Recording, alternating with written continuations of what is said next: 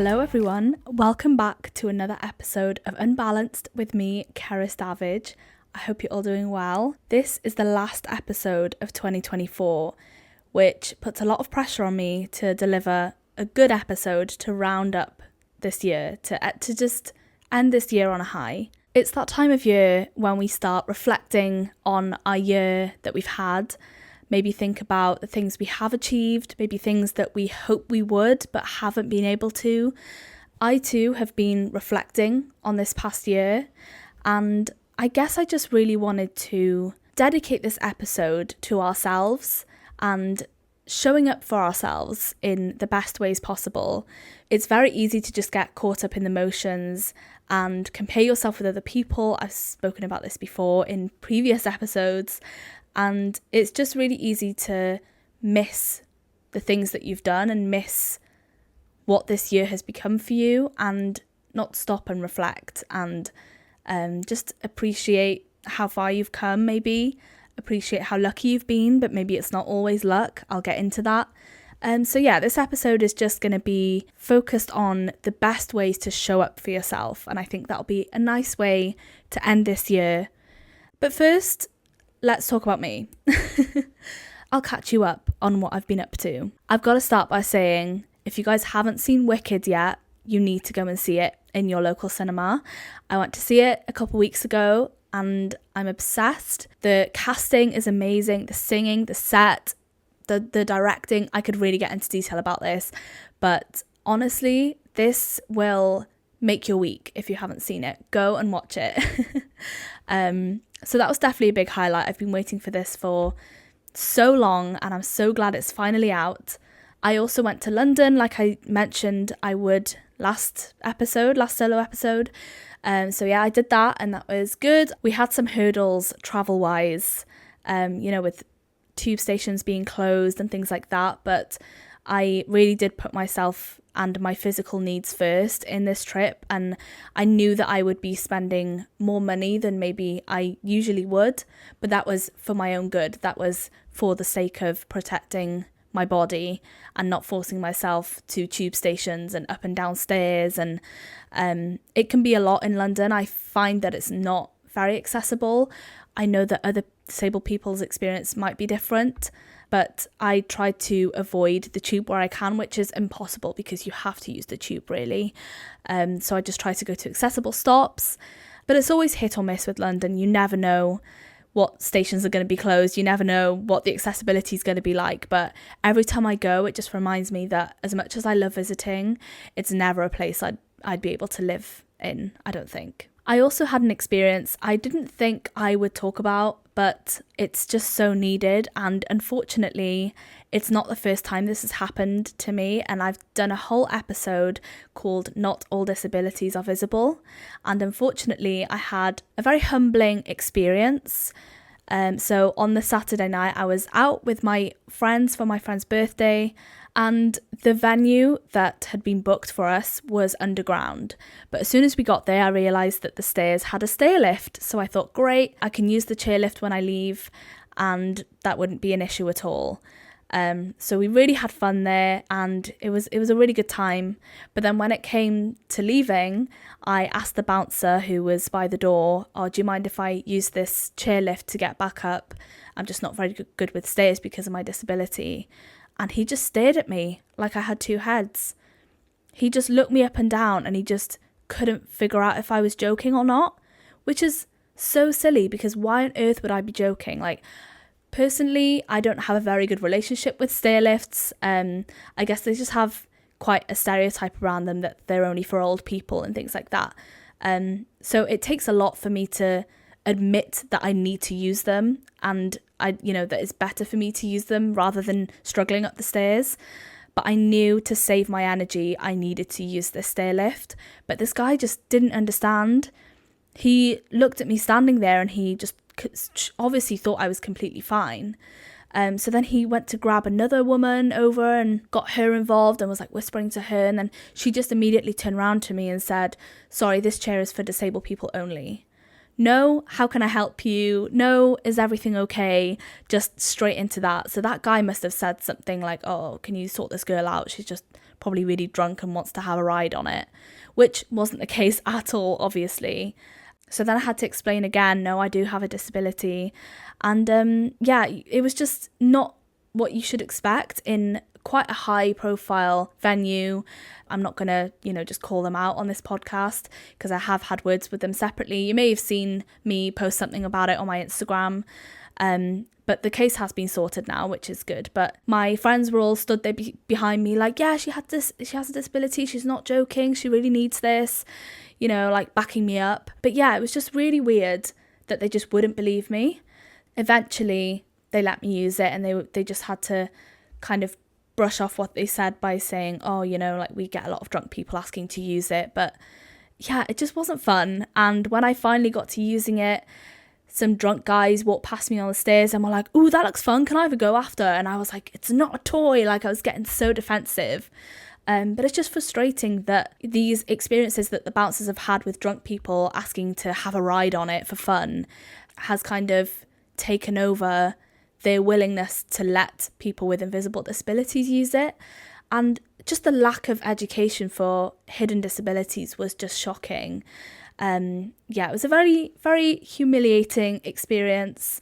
Was not very happy after that, but still had fun, still had a good night. And luckily I have a good, strong support system around me. My friends were all very supportive and I was able to carry on the night. But that experience alone could have stopped me from wanting to ever go out again, because no one should be treated like that. And I shouldn't have had to prove my disability. I shouldn't have to struggle up the stairs and then potentially fall over to prove to them that I had some reason to use the stair lift. So yeah, I just thought I'd air that problem out because it's been on my mind for a while and I've been meaning to rant about it. And I think it's just important for people to realise that, I can't believe I'm saying this again, but not all disabilities are visible. So yeah, that's where we're at. It's almost 2025 and people aren't grasping that concept. And I've been to places before, since, and old people have said to me that I look really healthy and there can't be anything wrong with me at this age. But, actually it does happen. And thanks for making me feel so much better about that, by the way.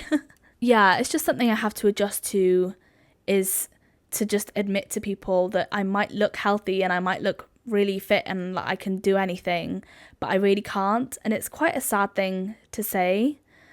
Woo, I don't want to get emotional. I did not think I'd be getting emotional on this episode. It's not a great experience to have to explain to people that actually I'm not as healthy as I look.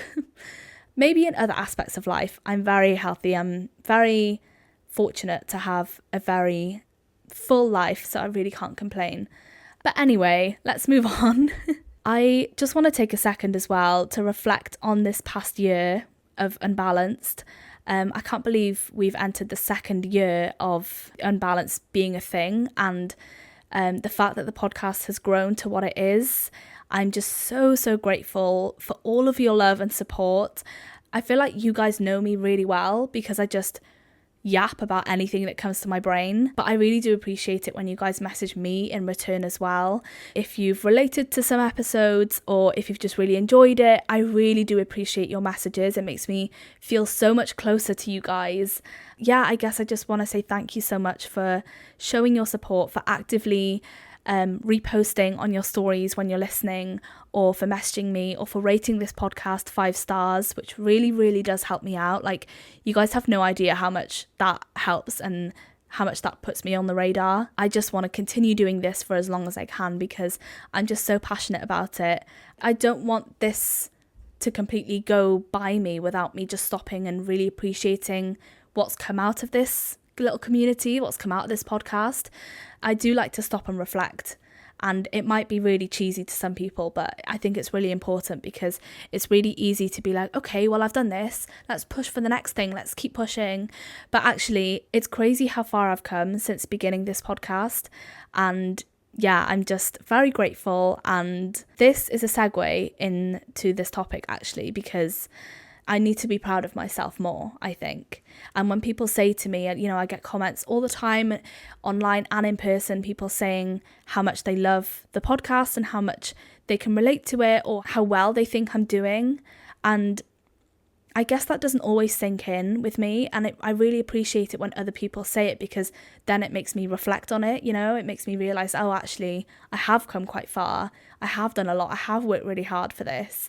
And it's really easy to just say, oh no, I was just lucky, I've just been really lucky to have people that listen or whatever. But actually, it's been me, I've been the one that's sat down and recorded and planned this episode and edited them. It takes hours to edit every episode. I think it is the passion that drives all of this. Like, I'm really passionate for this podcast. But it does take a lot of time and energy and effort. I'd come back from a full day of working at the office to edit all evening, ready for the podcast to be out on time. And I guess I just go through the motions without realising, actually, I've put so much work into this. I deserve to give myself a bit of credit.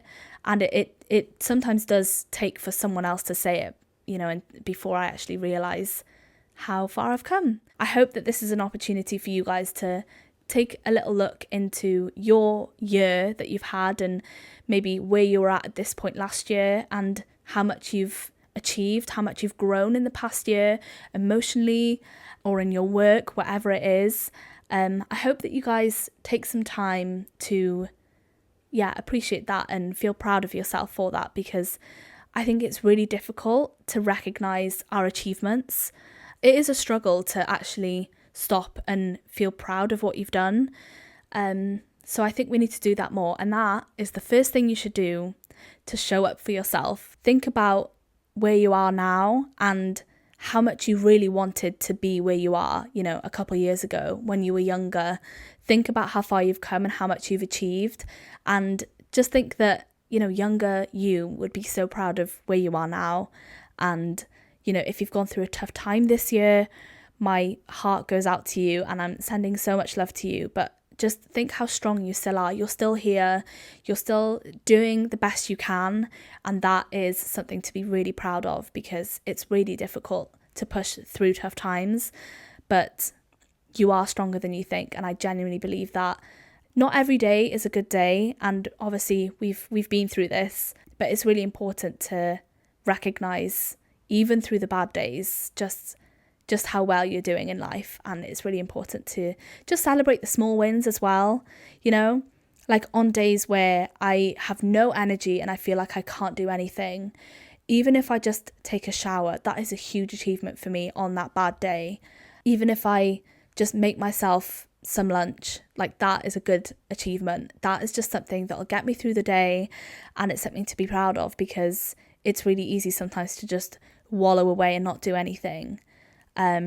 Which is needed sometimes. But it's really important to celebrate the small wins and to not beat yourself up for maybe not reaching a goal that you were hoping to reach. Be proud of how far you've come and know that you are trying the best that you are. Your body's trying the best that it can. I think it's really easy as a disabled person to think, okay, well, I'm going to do this, this and this today. And if my body can't keep up, I might think that I failed. But actually, no, like I've done as much as I can. My body's done the best it can. So it's important to just listen to your body. And wow, I'm like really flowing into these different points today, like really effortlessly. But the next one I had was checking in with yourself and just getting in touch with your intuition, getting in touch with your body and just listening to yourself. That's such a good way to show up for yourself, is to not neglect your body. And I saw this quote the other day. I'm just trying to think what it was. It was something like, listen to your body now and stop now, or your body will force you to stop later down the line when it's inconvenient for you. Something like that.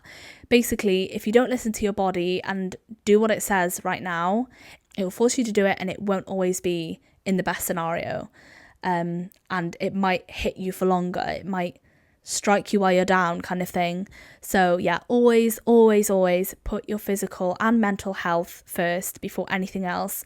Even if it means cancelling plans, you can't ignore it, otherwise it'll come back to bite you in the bum.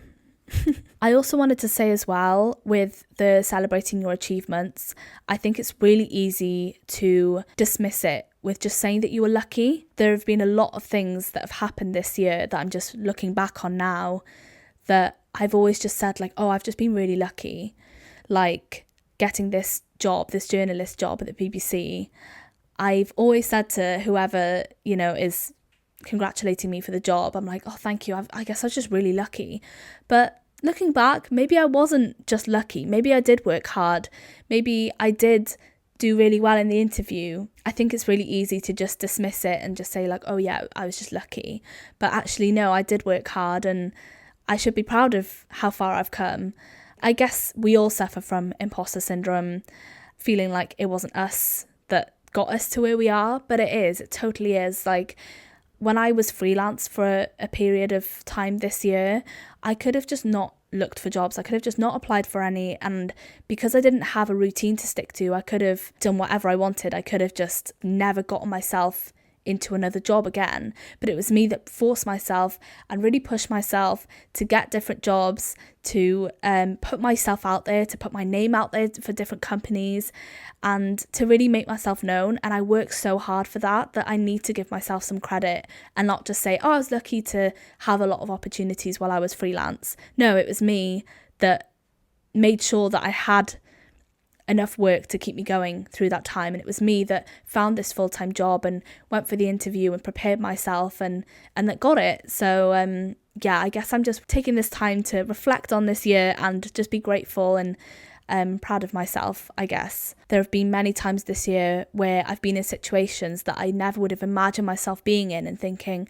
I don't belong here, like I'm not good enough to be here. But actually, maybe I am. And maybe other people can see things in you that you just can't, and you have to trust that. You have to trust that you are where you belong and you are where you're supposed to be. I'm kind of like ebbing and flowing through these topics, through these different points, but that's fine because it's meant to be just like a natural conversation. Hang on, I'm going to cross my legs. Okay, legs are crossed. I need to pick up my leg to do that, so that's why it takes some time. The next thing, and something I've done a lot of this year and I've really been working towards, is standing up for myself. For example, that experience at that night venue that I went to a couple weeks ago, I stood up for myself. I stood my ground with the stair lift. I could have just been like, oh, you know what, no worries, like don't make a big deal out of it. I'll just use the stairs. I'll just struggle up the stairs. It's fine.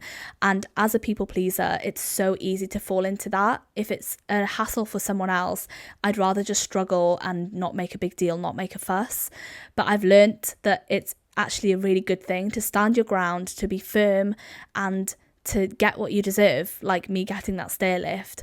I'm done with putting myself through it just for the sake of other people. I'm not saying that in a selfish way, like I will happily go out of my comfort zone or go out of my way to help my friends and family, to help other people, but not when it's situations where I'm not understood and it's at the cost of my own health, my own physical health. I need to be very aware of that, For example, if you had a best friend that wasn't getting what she deserved at work, for example, you would encourage her to speak up, to say something. Well, why not do that yourself? Why not treat yourself like you would treat your family members, your best friends? It's really easy to dish out the advice and to not take it yourself. But yeah, it's really important to just actually take your own advice sometimes. Another thing that's linked to this that I've spoken about so much this year is self-advocating. I can't express how much this changes your life, genuinely, especially with a disability. Making your needs known to other people will lift the burden off of you so much. And I know with having a disability or an extra thing that might make life a little bit more challenging for you than people that aren't disabled, it's really easy to just dismiss your extra needs, but it's so important to recognize those and to make them known to other people. People don't know what you need until you say something. If you plan to go out with friends, as a disabled person, we need to plan ahead. We need to look into certain venues, for example. Other people aren't going to know that unless you say something. If I'm going to an event and I know there's going to be some catering involved, it's my responsibility to let people know, to let the organisers know that I am a celiac and that I require gluten-free food, because otherwise I'm going to turn up, there won't be anything gluten-free and I'll have to starve or go out and buy a meal deal or something. And trust me, it's really difficult to find a Tesco that actually do gluten-free because not all of them do. I'm not going to go into further detail about that because I know how much I've spoken about it over the past year, but self-advocating is the way to go, and we will continue to do that in 2025, okay? Okay. Something I need to do more often is setting aside some time for myself.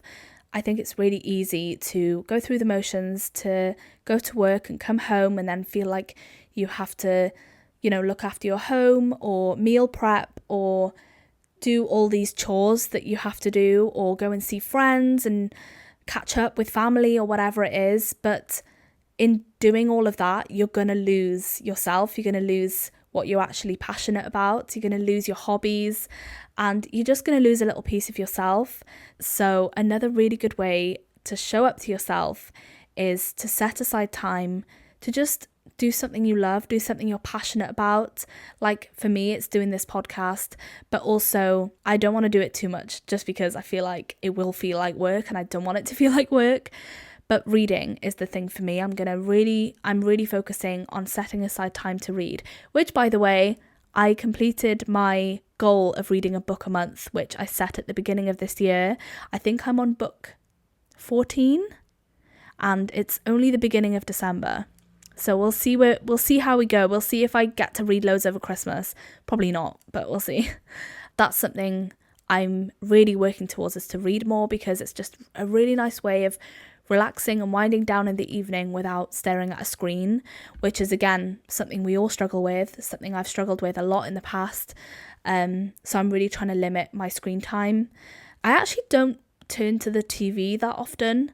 I only turn it on with the intention of actually like watching something, but that's only if I have time, and I almost never have time to watch some telly. Maybe that's something I should do more, is to just sit down and like put on a film and actually relax instead of finding stuff to do all the time, because I am a person that likes to keep busy. But I guess this is a good time to just force yourself to sit and stop for a second, because we need to rest, we need to recharge.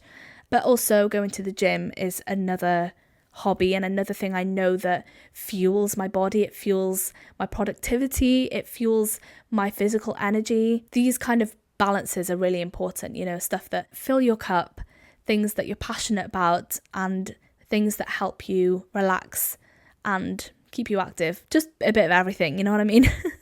I'm trying to like focus on that balance of having lots of different things that fill my cup, but as equal as possible, I guess.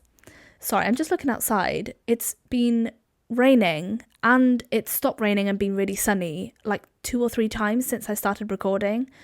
That's Wales for you, honestly, summed up. But I'm hoping the lighting stays, because this morning I went for a coffee with a friend and the sun was out and I was like, wow, this really has lifted my mood. Even though it's December, I'm feeling great. And then I sat down to record and it started raining.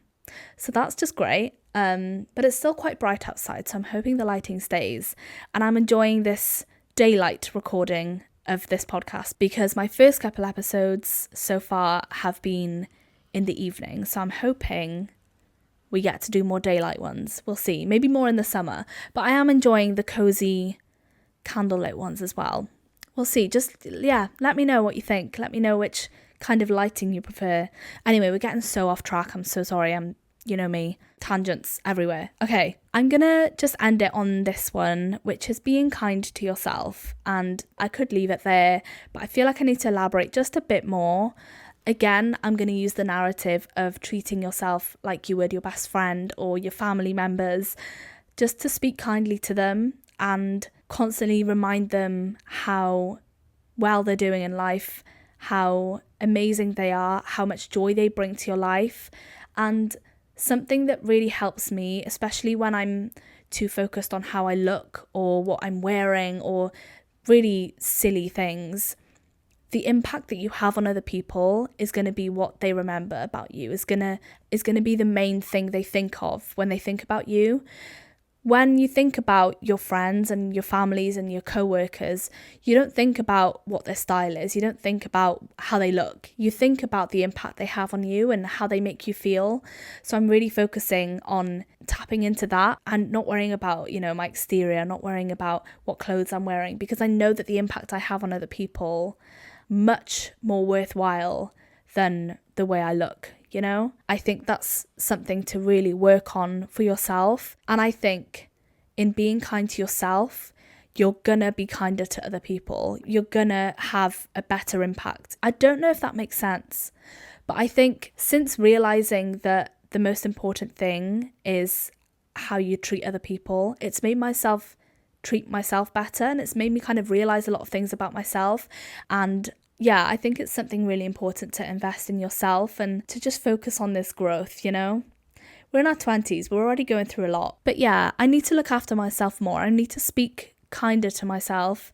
I do a lot of stupid things, and yeah, it's really easy to beat yourself up for it. It's really easy to not be happy with yourself, or to cringe at things that you might have said, looking back on conversations, or to regret a lot of things, which is natural. We're all human. I'm not sat here like a professional therapist, saying like, I've just discovered self-loathing, I'm not saying that. But I actually got emotional looking at old photos of me and my sisters the other day. And I saw this one picture of me that I'd never seen before, because I'm not very good with keeping pictures. My sister has everything, Caddy. I asked her for some photos of, us when we were younger. She sent everything. I don't know where she got them, but she just has an archive full of like our memories. So I was flicking through them, and it made me quite emotional looking back, and I was like, wow, like we've gone through a lot, and I don't think I've realised that, and I'm trying to look after little me as well. I was looking back at pictures of me when I was like, pre-celiac diagnosis, and I had a huge belly, and I used to love tap dancing, and I'd be in different costumes ready for tap dancing shows, and I'd have this huge belly, and I'm like, that poor girl didn't know that things could change with just a simple gluten-free diet, but she was doing her best. She was picked on in school because of her huge belly. I don't know, I just got really emotional, and I saw this thing that Kendall Jenner, I think, said to cut out a picture of baby you or a younger version of you and put it on your mirror. And apparently it's supposed to help the way you see yourself now if you have a picture of younger you alongside you now or something. It might work for you guys. I haven't done it personally, but apparently when you think of yourself, or when you speak to yourself or see yourself in the mirror, I need to think before I criticize something about myself that I'm also saying that about little Cerys, and why would I want to hurt her, I would want to protect her. I want her to feel proud of me now. And why would I want to say negative things about myself if it's just going to harm my mentality, if it's just going to harm the way I see myself and maybe other people in my life? I don't know. Does that make sense? I hope it does anyway. I feel like I've rambled a lot, but there's nothing new there. I hope you took something away from that. I hope you enjoyed it somewhat. I've really enjoyed sitting down and kind of reflecting on this past year. I have had so many moments that I wouldn't have even dreamed of having, and I'm very, very grateful. And I hope you get to reflect on this past year that you've had. I hope that you feel grateful for a lot of things in your life. I hope that you feel proud of yourself. And I know I need to recognise my privilege as well. I know that not everyone gets the same opportunities in life. So a lot of what I've been able to achieve has been privilege. But I need to stop saying that I just got lucky. I need to recognise, yeah, I've been doing something right, at least.